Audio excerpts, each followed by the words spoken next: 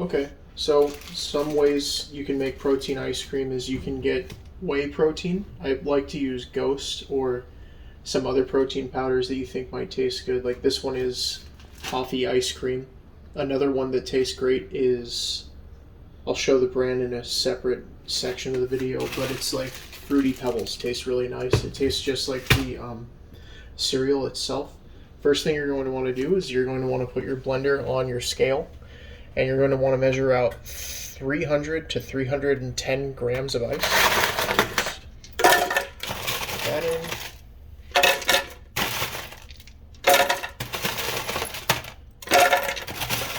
300 seems like a lot, but if you put in any less, it's just going to be warm and weird.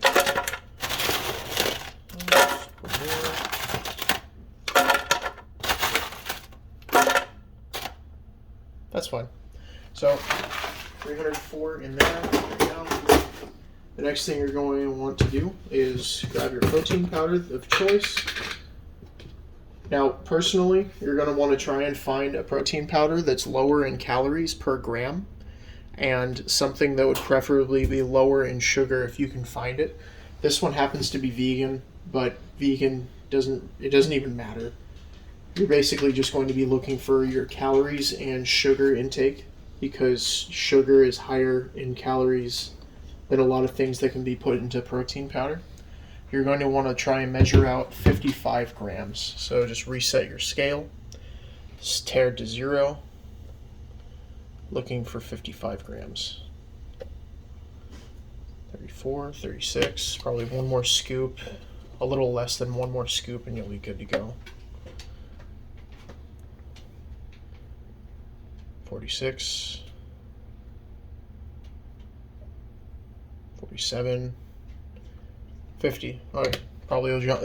Sometimes after putting it all in, it'll jump from 50 to 51 depending on which scale you have, but it's okay to be within a small error or a small margin of error. Then you'll add, this is a 1/4 cup, you'll add 3/8 of a cup of unsweetened vanilla almond milk. Each 1 cup is 30 calories. It's low in sugar, hardly any protein, but you're basically just looking for something to add that's not simply water, even though almond milk or most nut milks are just water. So you're going to put, this will measure out to 2/3 or 2/8. One more. Half of this should be 3/8. Done with that, cap it off, set it to the side. The next ingredient that you're going to be adding is actually very necessary. It's called xanthan gum. This specifically, you're going to want to put in your ice cream so that you can increase the volume or the amount of ice cream that you're making.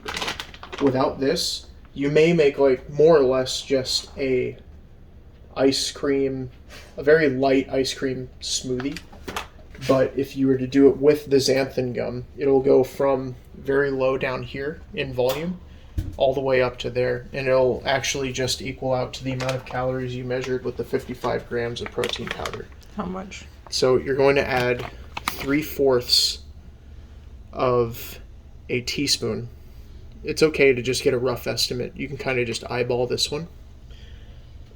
So 3/4 of a teaspoon. Put that in there.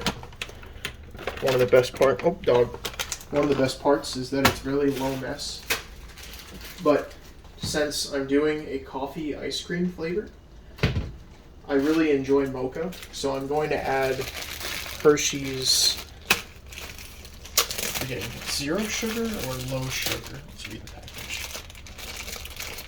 Hershey's 0 sugar chocolate chips. On the back here, you'll notice for the nutrition facts, it says for every 15 grams, is it glossy? Okay, for every 15 grams, it's 60 calories. I don't want to add 15 grams, and I don't want to add another 60 calories to this entire thing. So I'm only going to add maybe 7 grams should be just fine. So you're going to scale out, or you're going to zero out your scale again, and just try and put in however many you'd like. I'm personally going to add 7, 5, 6. Seems like every 2 chocolate chips for this specific brand is weighing out to a gram. And as soon as I say that, it isn't. And suddenly it's 8. Cool. So after that, you can move your scale, bring out your blender. Most blenders will be just fine. However, I think it's important to recognize the fact that most blenders are not created equal. And in my personal opinion, the most success that I've had is with a Ninja blender, just because it has numerous blades on top and bottom, and it's just very powerful.